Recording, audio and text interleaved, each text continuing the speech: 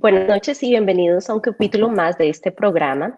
Hoy vamos a hablar de la efervescencia social que está pasando en Perú. Tenemos a unos invitados muy importantes que nos van a hablar un poquitico más de esto, que son parte del Peruvian Student Association en la Universidad de Toronto. Pero antes de presentárselos formalmente, quiero invitarlos a que compartan el en vivo, comenten y claro, si tienen alguna pregunta, con mucho gusto se la vamos a responder. Empecemos con un poquito de contexto para saber exactamente. Bueno, sabemos de que Perú vive jornadas de protestas en uno de los momentos más agitados de la historia reciente debido a temas políticos. La destitución de Martín Vizcarra como presidente y el nombramiento de Manuel Merino generó controversia en la sociedad, que dividida ha tomado las calles para apoyar la salida del exmandatario. El lunes 9 de noviembre, el Congreso peruano él dio inicio al proceso de destitución del presidente Martín Vizcarra por presunta, y cito, incapacidad moral, a raíz de las denuncias de supuesta corrupción cuando dirigió al gobierno regional de Moquegua. Vizcarra habría recibido, según estas acusaciones, 2.3 millones de soles, alrededor de $650,000, para conceder dos obras públicas, el Hospital Regional de Moquegua y una de irrigación. La sociedad peruana utilizó las redes para expresar su asombro y se sumaron expresiones de políticos, constitucionalistas, analistas y hasta representantes de la Iglesia Católica. En la Plaza San Martín comenzaron a concentrarse gran cantidad de ciudadanos que manifestaron opiniones divididas, ya que algunos apoyan la decisión del Congreso y otros su abierto rechazo. Tan solo 8 meses después de haber sido elegido, el presidente del Congreso, Manuel Merino de Lama, se convirtió el 10 de noviembre en el nuevo presidente de Perú, por un lapso de 8 meses, a la espera de las votaciones en julio del 2021. Centenares de manifestantes se congregaron el pasado martes en el centro de Lima y marcharon hacia el Congreso en protesta contra la juramentación del presidente Manuel Merino. Movilizados a través de las redes, los manifestantes, en su mayoría jóvenes, se reunieron desde primera hora de la mañana del martes en protesta por la destitución de Vizcarra, señalando a Merino como, y cito, golpista y usurpador. Este 15 de noviembre, Manuel Merino renunció de forma irrevocable como presidente del Perú, a menos de una semana del nombramiento.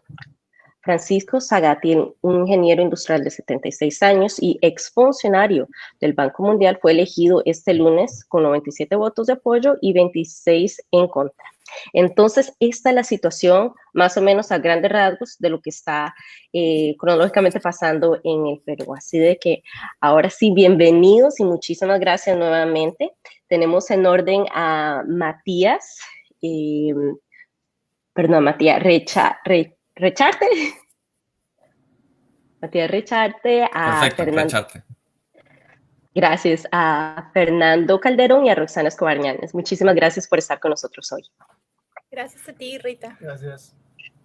Claro, y muchas gracias a Gina, Yamelis, un gusto.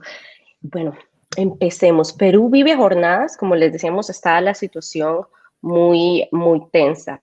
Para entender un poco de los acontecimientos recientes, ¿cuáles fueron los hechos históricos que llevaron al Perú a esta situación? Lo que ha llevado al Perú a esta situación, por lo que hemos conversado como asociación y hemos tenido nuestros debates internos, lo que podemos ver es que hay un mal uso de lo que se llama la vacancia por incapacidad moral por parte del Congreso, que ha generado que tengamos cuatro presidentes en los últimos 4 años.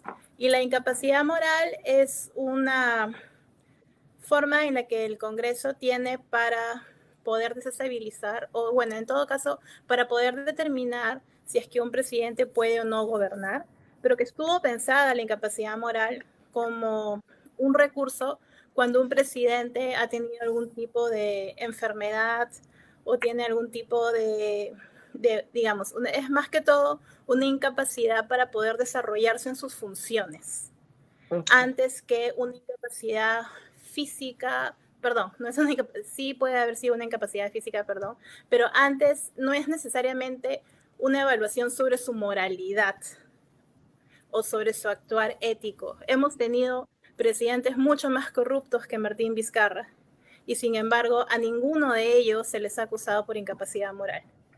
Sin embargo, desde el 2016, cuando Keiko Fujimori pierde las elecciones, Keiko Fujimori es la hija del ex dictador Alberto Fujimori, que gobernó en los 90s. Keiko Fujimori no acepta haber perdido en el 2016 contra el presidente Pedro Pablo Kuczynski. Al tener ella su partido Fuerza Popular, la mayoría del Congreso, fue una oposición constante y bastante violenta contra cualquier tipo de proyecto que el Ejecutivo, que el presidente y su gabinete de ministros intentaban, cualquier tipo de proyecto que este gabinete intentaba realizar. Keiko tenía una agenda desde el inicio y era de que, a pesar de haber perdido, ella quería ser la gobernante del país. Y al tener una mayoría del Congreso, bombardeaba cualquier proyecto nacional. Y eso generó de que en el 2018 el presidente Pedro Pablo Kuczynski tenga que renunciar como presidente. Y renuncia porque ya la vacancia por incapacidad moral estaba siendo tramitada para él también. Entonces los hechos históricos más o menos vienen así. Keiko no gana, el pueblo no vota por ella, que creo que es algo de que debería resaltarse. Pedro Pablo Kuczynski tiene muchas dificultades en gobernar, a pesar de que quiso gobernar en conjunción con Keiko. Hubo un momento en el que le era imposible, todo el tiempo le desestimaban a los ministros, todo el tiempo el Congreso fujimorista bombardeaba cualquier proyecto del Estado. Luego hicieron lo que han venido haciendo los congresos siguientes, que es, como me imagino que se conocerá en Latinoamérica, todo este proceso de corrupción con Odebrecht, y eso, específicamente en el Perú, el proyecto Lava Jato. Los fujimoristas trataron por todos lados de hacer ver a Pedro Pablo Kuczynski como un corrupto que también tenía sus propios proyectos con Odebrecht y que también era parte de Lava Jato, lo cual probablemente es verdad, sigue en investigación, pero es verdad y creo que ninguno de nosotros aquí va a poner en negación si Pedro Pablo Kuczynski fue o no un corrupto. La cuestión es que el Congreso cogió eso para poder desestabilizar el gobierno. En el 2018 renuncia Pedro Pablo Kuczynski por presión del Congreso fujimorista. Entra Martín Vizcarra, que era su primer vicepresidente, y busca trabajar con el fujimorismo, pero tampoco lo logra.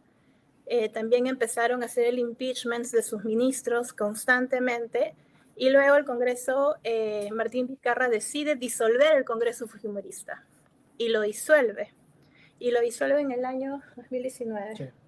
Lo disuelve en el 2019, llama elecciones parlamentarias, y es ahí en donde llega este nuevo Congreso, el Congreso que tenemos ahorita mismo, y es el Congreso que ha tratado de vacar a Martín Vizcarra. Entonces, no es que solamente hayamos tenido 4 presidentes, es que también hemos tenido 2 congresos, 2 elecciones parlamentarias, y ambos parlamentos han utilizado la técnica bastante similar, buscar encontrar denuncias por corrupción para los presidentes, buscar su vacancia por incapacidad moral y hacer todo eso solo porque tienen intereses privados, intereses propios, son congresistas, y eso ha generado que en este último congreso tengamos múltiples congresistas, casi la mitad de los congresistas con denuncias penales, inclusive denuncias por homicidio. Wow. Sin embargo, ellos son los que buscaron la vacancia del presidente Vizcarra, lo lograron, y lo que sigue luego es bastante complejo, es difícil de resumir, pero lo que pasa es que el presidente del Perú se convierte en el presidente del Congreso, el presidente del Congreso se convierte en el presidente del Perú, luego de que el Congreso ha vacado al presidente. Y es por eso que Manuel Merino llega a ser presidente. Martín Vizcarra no tenía un vicepresidente o una vicepresidenta que tome el lugar por él, entonces automáticamente el presidente del Congreso, que fue el que impulsó la vacancia presidencial por Martín Vizcarra, pasa a ser el presidente del Perú. Y lo que pasó fue que la ciudadanía lo deslegitimó, nadie estaba de acuerdo, el hashtag Merino no es mi presidente se volvió trending y realmente era el sentimiento de muchísimas personas, de muchísimos peruanos, a tal punto que en las últimas encuestas sacada por Ipsos y por el IEP en el Perú, casi el 90% de los peruanos estaban en contra de Merino como presidente. Claro, entonces más o menos como para resumir, empezó en el 2018 me dijiste que 16. 16 que hubo esta muchacha perdió la candidatura y de aquí viene arrastrándose a donde estamos ahora en un problema de sustitución y el presidente que ha llegado a donde está ahora que se ha tratado de invalidar al presidente. ¿Estoy en lo correcto? Sí, empezó en el Congreso y eso nos hace reflexionar como peruanos acerca de la importancia que tiene el Congreso para la gobernabilidad del país. Empezó con un grupo mayoritario del Congreso en el 2016 de Fuerza Popular que no quería a Pedro Pablo Kuczynski y luego simplemente se explayó al siguiente Congreso con otras con otras mayorías congresales, pero que no querían a Vizcarra como presidente. Y han utilizado las mismas tácticas, ¿no? La vacancia por incapacidad moral. Claro. ¿Y por qué cree que hay una opinión dividida entre la población respecto a los dos presidentes en estos meses? Si podríamos enfocarnos en esta. ¿Eres tú, Matías? Uy, creo que sé. Bueno, dividida. Que es mejor que yo leyendo encuestas. Perdón, ¿Escucha? Matías, no, se entrecortó y no escuchamos esa primera parte de tu respuesta. No, decía que yo no creo que haya una opinión dividida en realidad. Justo hubo una encuesta hace poco, hace un día, 2 días, ¿no? El IEP sacó, el Instituto de Estudios Peruanos sacó una encuesta en la que muestra claramente que prácticamente el 90% de la población está en contra del golpe, está en contra del gobierno de Merino y está a favor de que Vizcarra, si bien tenía cuestionamientos, pudiera continuar su gobierno y ser juzgado o que siga, digamos, el proceso normal de la Procuraduría y de la investigación hasta que se determine responsabilidades.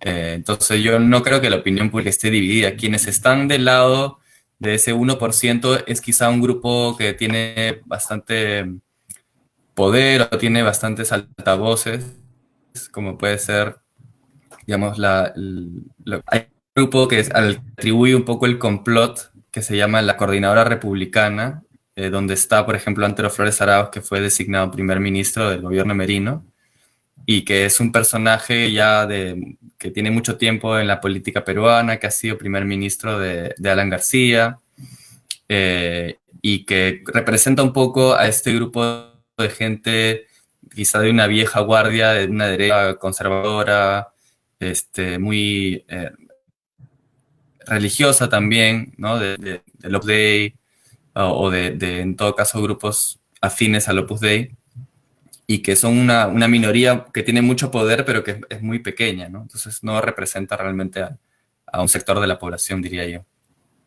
Ya veo. Y bueno, más al principio tocaba, Roxana, un poco lo que son los intereses, pero en sí, ¿cuáles son los intereses, digamos, a grandes rasgos, que están detrás de estas manifestaciones y toda esta efervescencia?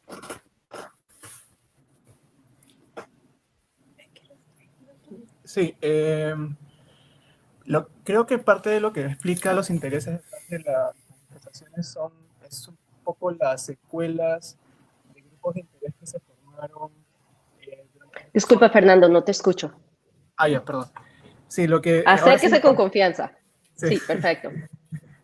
Lo que decía es que en la parte de estos intereses vienen del periodo de reforma neoliberal que tuvo el Perú en los años 90, cuando el gobierno de Fujimori, justamente uno de los personajes de esta historia, eh, liberó o facilitó la creación de una serie de instituciones privadas, diversas actividades económicas, incluyendo la educación. Entonces se crearon universidades en abundancia, universidades de muy baja calidad, y también se habilitaron licencias un poco algunas operaciones informales de minería y demás actividades en la Amazonía. Entonces, a lo largo del país se han generado varios grupos de interés en varias regiones que han capitalizado esa, digamos, han amasado dinero, tienen algunos representantes ahora en partidos políticos y que confluyen alrededor de ciertos intereses en contra, que son básicamente en contra de cualquier reforma que altere el status quo que saben que se va a dar. Entonces, en el Perú los partidos políticos, como creo que en varias partes de América Latina, están bastante deslegitimados. De hecho, esa última encuesta del Instituto de Estudios Peruanos, de la que estábamos comentando hace un momento, señala algo que ya sabíamos, pero que es bastante claro, fuerte en este momento de protesta, que es que alrededor del 70% de la población no se siente identificada con ningún partido ni con ningún político. No sienten que ninguna persona en el poder los represente. En ese contexto, lo que tenemos en política es algo que alguna gente en ciencia política peruana llama una suerte de coaliciones de independencia. Son grupos pequeños de poder que se alinean en función de determinados niveles, sobre todo para llegar a las elecciones, adquirir una pequeña cuota de poder, ya sea como gobernadores regionales, alcaldes, congresistas, o incluso con mucho más poder al llegar a la presidencia. Y una vez en el poder, una vez en el Congreso, por ejemplo, se realinean en función de intereses concretos. Entonces, si hay un intento de reforma de la educación, como planteaba, como Vizcarra ha traído, Vizcarra, antes que él, y otros, si hay una reforma educativa, ellos van a ir en contra de la reforma educativa porque no les conviene. Si hay una reforma en contra de la minería ilegal, van en contra de la minería ilegal. Recientemente el Congreso, poco antes de ser de toda esta bomba política, negó o no ratificó, mejor dicho, el acuerdo de Escazú, que es un acuerdo climático para proteger la Amazonía. Todos los países amazónicos que tienen región amazónica en América del Sur firmaron, excepto Perú, me parece que uno más, pero no estoy completamente seguro. Y buena parte de la razón de eso es la presencia de gente con intereses en minería informal e ilegal en el Congreso, ¿no? Entonces, ese es un poco, creo, el panorama general de quienes están detrás. Bueno, y además, ya como por último está el grupo más pequeño de conservadurismo religioso, que también ha tenido más poder, ahora tiene un poco menos en el Congreso, pero que también está en contra de reformas como la, entre comillas, ideología de género, cosas por el estilo, que también están alineados con este grupo que Matías y Roxana comentaban de la Coordinadora Republicana. Entonces son estos pequeños grupos de poder enquistados, relativamente mayores, además en términos de edad, que todavía tienen presencia en política, pero ya no tienen mayor representatividad social. Ok, entonces prácticamente es de la élite, algo muy pequeño y no realmente en todo el pueblo. Si podemos pasar a lo... Uy, perdón. Si podemos pasar a... ¿Cómo consideran que la policía... ¿Considera que la policía ha utilizado la fuerza excesiva contra los manifestantes? Bueno, las imágenes hablan por sí mismas. Si hacen una pequeña búsqueda en Google o en YouTube acerca de las represiones de la policía a los manifestantes, que en su gran mayoría, por no decir en su totalidad, manifestaron pacíficamente en todas las regiones y en todas las provincias del Perú, la represión ha sido absoluta, la represión ha sido a matar, la represión ha sido con armas letales en algunos casos, con bombas lacrimógenas. Tenemos 2 personas muertas, tenemos múltiples personas heridas con balas o balines alojados en el cerebro, alojados en las vértebras, alojados en las columnas, gente que probablemente vaya a perder los ojos, gente que probablemente no vaya a poder caminar nunca más. La represión ha sido terrible, ha sido como nunca antes vista para una manifestación tan grande. La verdad es que la policía en el Perú lo que hace es cuidar la propiedad privada, no cuida a sus ciudadanos, lamentablemente. Y eso lo podemos ver en distintas otras manifestaciones que han habido. Por ejemplo, cuando hay manifestaciones indígenas en contra de minería ilegal o en contra de la usurpación de sus territorios, la policía también los ataca de la misma manera, también los mata, también los desaparece. Lo que ha sido insólito en este caso es que han habido por un momento 40 personas desaparecidas, lo cual jamás ha pasado, creo yo, en los últimos años.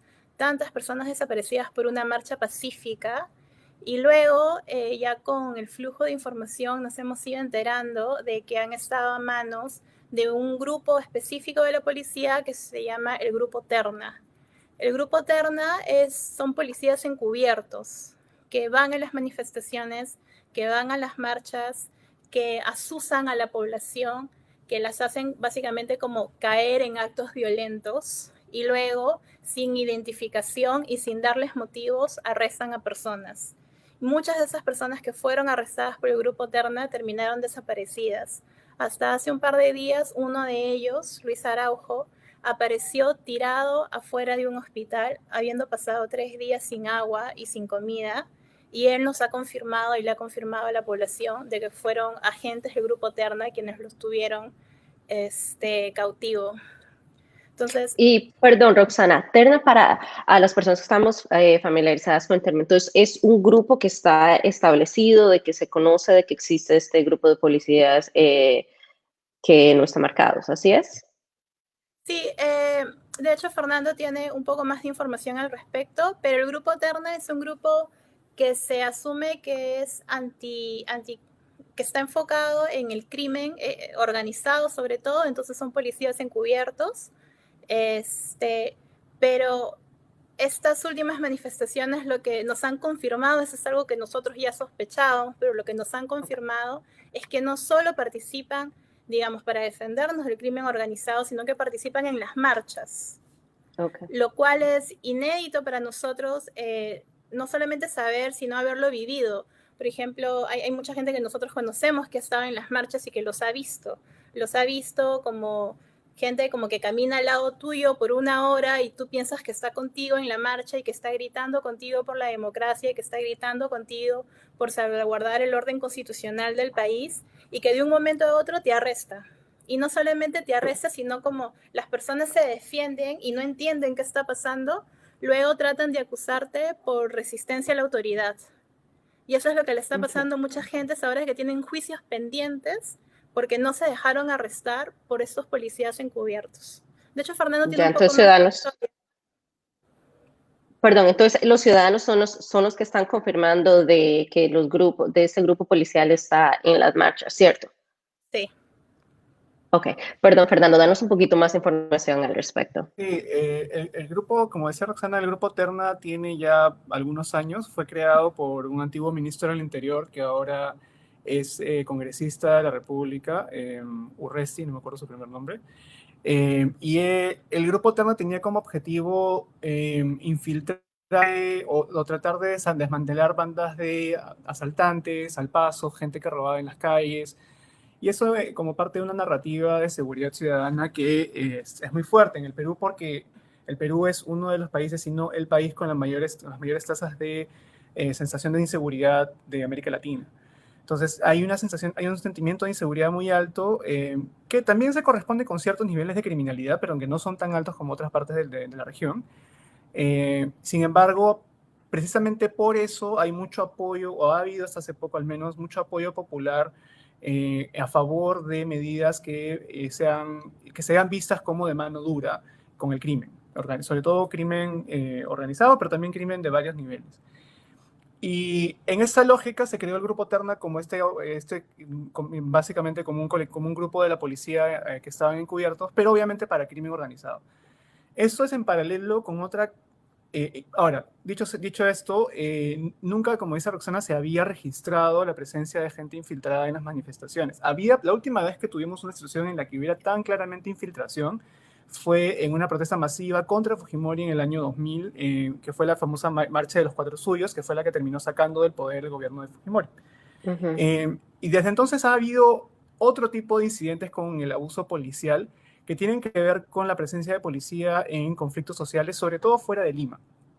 Cuando hemos tenido situaciones de conflicto social alrededor, sobre todo de actividades extractivas como gente que se protesta en contra de actividad minera en sus regiones, petróleo, sobre todo son gente de zonas donde hay mucha población indígena o campesina, y en esas regiones ya ha habido varias situaciones de enfrentamiento policial donde la policía ha utilizado fuerza excesiva no hay necesariamente indicios de infiltración, puede que haya habido, pero no ha habido tanto como eso. El punto en este caso es que esta segunda rama de antecedentes, creo, tiene que ver con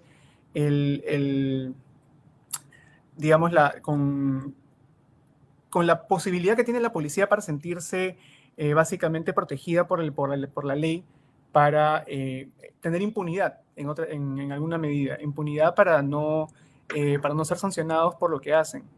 Y eso ha sido un proceso que ha tomado ya tiene bastante tiempo encaminado, ¿no? Y lamentablemente eso ha generado que actualmente tengamos esta situación de nuevo, donde la policía se ha sentido envalentonada porque tenían legislación que los protege en cualquier caso, y simplemente decidieron ser tan violentos como pudieron. Claro. Y entonces, lo que entiendo que al momento no ha habido Perdón, un perdimos audio. proceso. Sí, no te escuchamos, Rita. Ok. ¿Me pueden escuchar ahora? Ok. Tenemos problemitas técnicos. Vamos a ver cómo resolvemos esto. Si no, salimos y entramos. No. ¿Me pueden escuchar ahora? Creo que somos nosotros. Matías, ¿tú me puedes escuchar bien? Sí, te escucho. Perfecto. Ok, entonces esperemos un momentito en lo que se reanuda, se vuelven a conectar Fernando y... Ok, Gina nos confirmó de que sí se está escuchando bien. Bueno, mi siguiente pregunta en sí era, mira, se volvieron a conectar, así que vamos. Estas son las maravillas de las entrevistas virtuales. Okay, estamos bien. Sí. Ahora sí, me escuchan perfecto. Sí. Como les comentaba, entonces, bueno, los responsables de los heridos y de los muertos, como me decían, este grupo no han iniciado un proceso judicial al respecto. Hasta el momento han estado impunes. No, sí han habido personas que están denunciando estos actos a nivel judicial. Lo que también ha pasado es que la policía ha ido a la casa de las víctimas, ya sean heridos o los lamentables fallecidos que tenemos hasta el momento, a amedrentarlos, a buscar, encontrar cualquier tipo de excusa para básicamente denigrar el perfil de las personas fallecidas, ¿no? Inmediatamente después de que, por ejemplo, nuestro compañero Inti falleció, un joven de 24 años, lo primero que hicieron fue buscarle cualquier tipo de cosa, ¿no? Decir que había sido cualquier tipo de agravio, yo no los voy a reproducir. Pero Claro. la policía está actuando de esa manera, está yendo a la casa de los fallecidos, inclusive a los velorios de los fallecidos, está yendo a la casa de los amigos, de los familiares de las víctimas, a amedrentarlos, a no dejarlos denunciar. Sí, es un proceso de intimidación para dejar las denuncias. Sí. De acuerdo a su criterio, ¿ha recibido financiamiento las organizaciones sociales en Perú? En las redes sociales he visto muchas páginas que están diciendo, bueno, para donar fondos para las protestas, para los manifestantes que están pasando. ¿Qué ha pasado al respecto? Creo que yo puedo hablar de eso. Luego le dejo a los compañeros las siguientes preguntas. Sí. Sí es verdad que nos estamos organizando, son múltiples organizaciones, hay muchos Facebooks que se han creado. Recomiendo mucho Peruanos por la Democracia, que es un Facebook grande que acoge a muchísimos compatriotas que viven en distintas partes del mundo.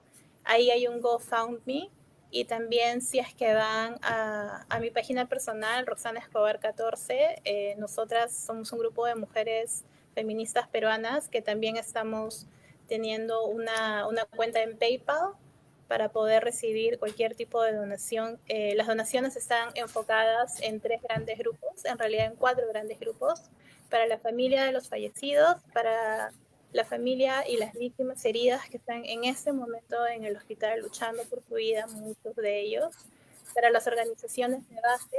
Esta marcha ha sido histórica porque hemos tenido múltiples organizaciones que justo conversamos con Matías temprano, que han coordinado y se han organizado en 2 días.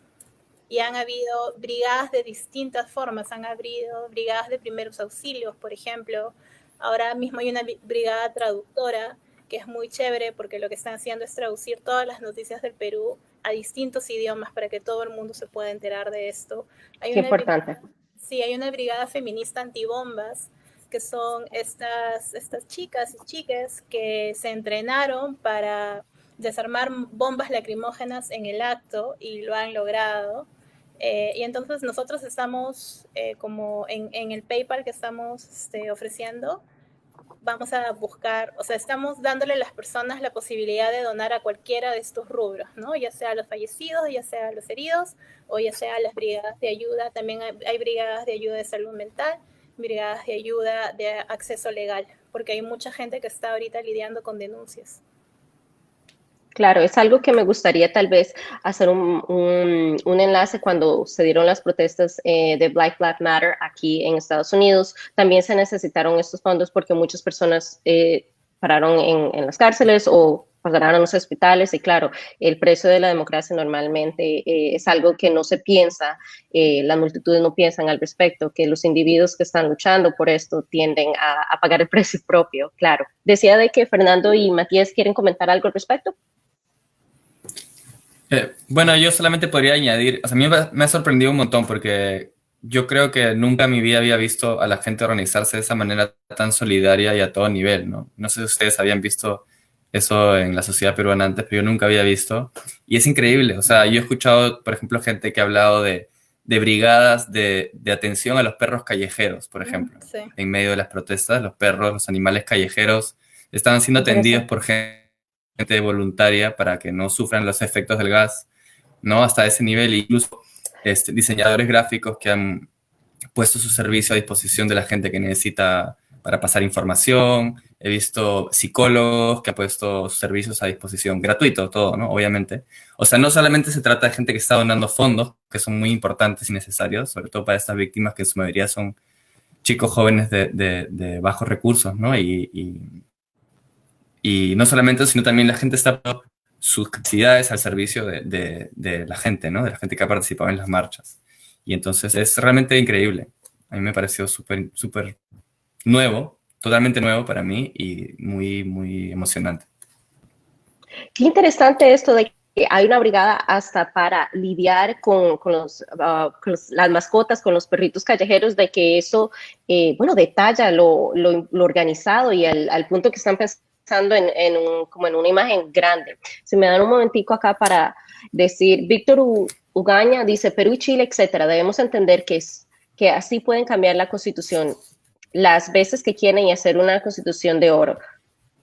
Pero con Soros dentro de Perú, bueno, etcétera. Sí, etcétera. Bueno, y entonces, Fernando, ¿usted le gustaría comentar o algo al respecto de la organización, cómo están yendo los fondos para allá? Quizás brevemente, ¿no? Lo único que creo que como experiencia ha quedado sobre digamos, lo más reciente que ha habido, yo creo que ese es un movimiento que viene en parte de aprendizajes que han tenido en la sociedad peruana como organización previa, pequeños, un poco esporádicos, pero que han seguido más o menos con cierta constancia. Quizás la última gran marcha o gran movilización que hubo fue alrededor de Ni Una Menos, en el movimiento feminista en el Perú. Quizás ha sido lo más cercano que hayamos tenido en tiempo reciente a un aprendizaje organizativo de tal magnitud, de tal niveles de donación, de organización y demás. Roxana fue muy activa en la versión canadiense de Ni Una Menos Perú cuando recién empezó en el 2016, me parece. Entonces, creo que no es del todo nuevo, no es completamente nuevo, pero sí hay como una acumulación de aprendizaje y mucha solidaridad, además internacional, ¿no? Ha habido muchas de las cosas que se han hecho en el Perú han sido gracias a colaboración de los compañeros y compañeras en Chile, por ejemplo, ¿no? Que apoyaron con sus experiencias, que apoyaron con información, que había pasado en Chile durante las protestas del año pasado y este año. Entonces, hay un nivel de organización y de flujo de información bastante elevado y que ha permitido que la protesta en menos de una semana haya logrado el principal objetivo, no el único, que era el de acabar con la dictadura o el golpe de Manuel Merino, ¿no? Claro. El presidente, hablando del presidente, el presidente interino, Sagasti, tiene como prioridad preparar el calendario electoral para abril del 2021. ¿Este plazo es suficiente para realizar esta tarea? Es que esa era la misión del Congreso anterior, del Congreso que entró en el 2018. Y bueno, el presidente Vizcarra en su momento llamó a las elecciones para el 2021. Entonces, desde el 2018 al 2021 se sentía que había suficiente tiempo para organizar esas elecciones de la manera más adecuada posible. Es urgente para nosotros tener nuevas elecciones. Lamentablemente los tiempos son muy cortos, sí, y va a ser bastante complicado. Todavía no tenemos como realmente muchas figuras por las cuales los ciudadanos peruanos puedan estar como relacionadas o enfocadas o quieran votar. Estas van a ser elecciones distintas, definitivamente. Nunca nos había pasado tener 4 presidentes en 4 años y 2 presidentes en una misma semana. Pero al menos creo de que uno no es una solución, pero sí es un poco de alivio saber que al menos el presidente de ahora, Francisco Sagasti, está comprometido con tener elecciones. Uno de los grandes miedos del Congreso anterior y una de las razones por las cuales había mucho miedo por la vacancia de Martín Vizcarra era que el Congreso quería cancelar las elecciones del 2021 y quedarse ellos en el gobierno por más tiempo, porque ellos iban a estar, o sea, ellos fueron elegidos solamente por año y medio y definitivamente tenían muchísimos intereses detrás para cancelar las elecciones y quedarse en el Congreso por más de 5 años si pudiesen, ¿no? Así es. Acá Gina nos comenta algo que es un poquito de lo que hablábamos al principio, que dice, es interesante la forma en que ahora las manifestaciones se dan desde las redes sociales, que podemos ver esto en bastantes, bueno, en estas manifestaciones y en otros movimientos en Latinoamérica, en Estados Unidos también. Las colaboraciones surgen desde estos espacios, a diferencia de 40 años, que era mediante convocatorias sindicatos, que yo creo de que, como decía Fernando, o sea, se ve una evolución, no es la primera vez, pero se va creciendo y bueno, va cambiando conforme la población cambia. Cuéntenme, ¿les gustaría añadir algo más que no, algún tema que no hayamos tocado al respecto todavía? A mí me gustaría reconocer el trabajo de lo que se ha llamado la generación del Bicentenario por la socióloga peruana Noelia Chávez. Nosotros en julio del 2021, entre comillas, cumpliríamos 200 años de independencia de España. Y es verdad de que la mayoría de los manifestantes de esta marcha específica han sido jóvenes entre 18 y 24 años. Ellos han hecho mucho y les debemos bastante, ¿no? Y estamos como muy orgullosos de ellos y sobre todo de ellas. En las últimas encuestas se ha notado de que la mayoría de personas marchando han sido mujeres entre 20 y 24. Entonces, ellas han sido muy responsables de la mayoría de las organizaciones que hemos mencionado y también han sido responsables de las desactivizaciones de bombas. Y creo que también, por lo poco que he podido colaborar con ellas, han sido responsables del cuidado, de cuidarse entre ellas, de quererse entre ellas, de protegerse entre ellas. Yo tengo muchos mensajes de WhatsApp de muchas de estas chicas jóvenes, son 10 años más jóvenes que yo, pero diciendo, ¿dónde estás? ¿Llegaste bien? No nos separemos, cuídate, tómate foto de cómo estás vestida. Todas se han cuidado muchísimo y hay que seguir cuidándolas porque definitivamente son el futuro de lo que se viene. Claro, una muestra de solidaridad grandísima, que realmente lo hace uno, es ver el futuro y verlo con esperanza. Fernando, sí, yo agregaría nomás que, si puedo agregar una cosa, que no he leído señora Chávez, generación del Bicentenario, seguro cómo define. ¿Me escuchan? No. Sí. Ahora mejor, sí. Ya. No sé cómo ella lo define, pero lo que sí puedo decir es que cuando escuché este término de la generación del Bicentenario, me sentí muy identificado con esa idea, ¿no? Porque si bien quienes han protagonizado la marcha han sido estos jóvenes de 18 a 24 años y han sido quienes han estado al frente realmente de todo este movimiento, sí creo que esta idea de la generación del Bicentenario aglomera a mucha gente que creo que somos quienes hemos crecido, como hablábamos antes con Roxana, en la post-dictadura de Fujimori, ¿no? Porque Fujimori salió del poder en el 2000, época en que nosotros teníamos 17, 18, no, 15, 16 años, ¿no? Más o menos. Y todos estos chicos han nacido prácticamente y crecido en dictadura. Y entonces, como que este nos aglomera un poco, nos junta a esa gente que estamos, creo, tomando un poco la posta, ¿no? Porque además coincide con que, digamos, ya estamos en edad de asumir puestos un poco más de importancia, ¿no? Por ejemplo, hay congresistas ahora en ese congreso, ¿no? Que son, digamos, de esa generación, ¿no? Como por ejemplo Alberto Belaúnde, Daniel Olivares y otras personas que han postulado al Congreso. Hay una nueva generación de políticos con las que yo personalmente, y me imagino ustedes también, se sienten identificados en términos de generación, ¿no? Yo sí siento que estamos conectados a nivel de cómo vemos el Perú, cómo entendemos la historia y cómo nos posicionamos dentro de esa narrativa, ¿no? Y entonces creo que es un término muy interesante y creo que va a generar muchas conversaciones y muchos debates interesantes y posiblemente también proyectos políticos, también proyectos de visión de futuro en todo caso, ¿no? Sí, Claro. creo que yo solo añadiría que el tema de la protesta todavía no termina. Se ha calmado mucho la situación a raíz de la entrada de Sagasti al poder, pero hay un proceso en marcha alrededor de... ¿Qué pasa? Que al inicio de la protesta había poca claridad alrededor de cuál era la posición de este gran movimiento en torno a la Constitución. La Constitución que tenemos actualmente es de 1993, viene de la época de la dictadura fujimorista. O sea, a pesar de que ha tenido una serie de enmiendas, hay un desgaste claro en la Constitución porque parte de este desastre que hemos tenido en las últimas semanas viene de las figuras alrededor de los balances entre poderes.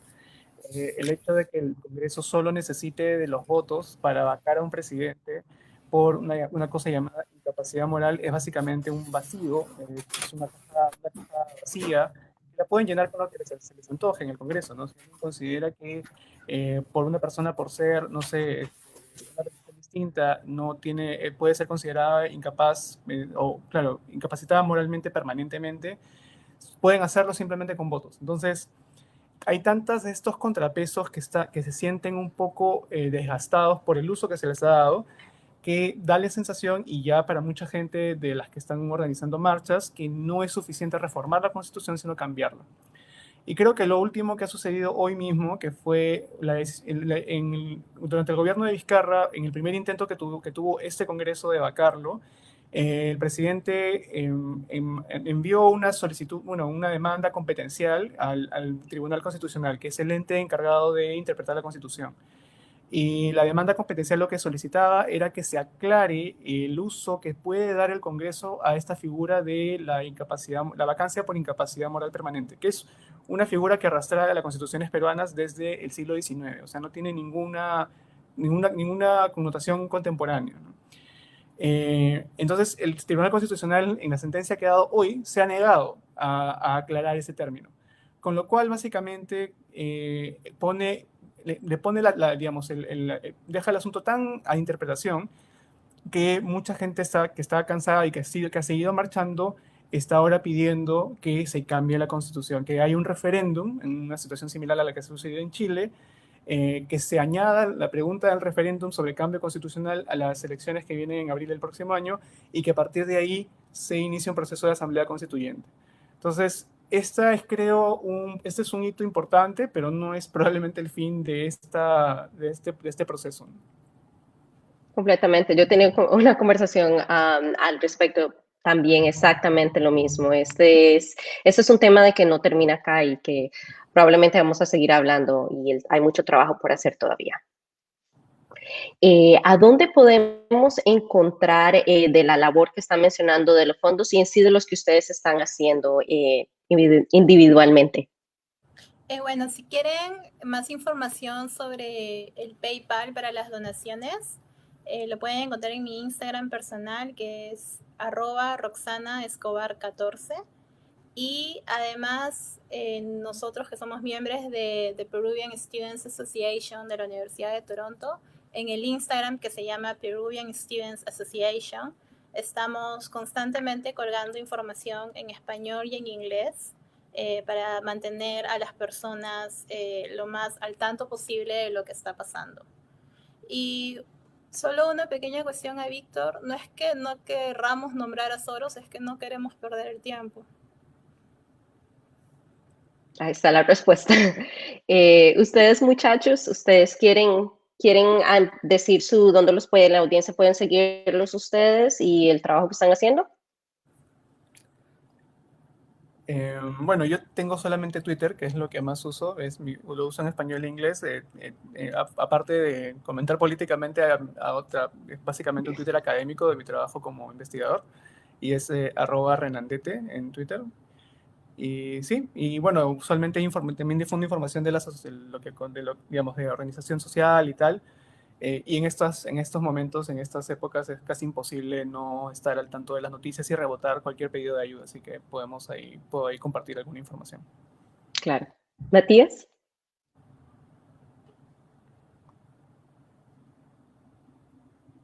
Creo que se quedó. Se congeló un poco. Ustedes tienen tal vez el @ Matías. Te moviste, ¿me estás escuchando? Matías. Ay, sí, ahí dime cuál es, a dónde puede la audiencia encontrar de tu labor. Estamos desfasados, creo, pero es @MatíasRecharte1. @MatíasRecharte1. Ahí tienen eso. Si quieren conocer la audiencia un poquito más de la labor de nuestros invitados hoy, los invito a que los sigan y claro, a todo lo que es las donaciones para las personas que están en Perú también, si pueden hacerlo, donen. Y bueno, muchísimas gracias, muchachos. Les agradezco muchísimo el tiempo para venir a educarnos de algo tan importante que está pasando en Latinoamérica, en Perú. Muchas gracias, Rita. Gracias. Muchísimas gracias. Hasta luego. Buenas noches. Chao, gracias.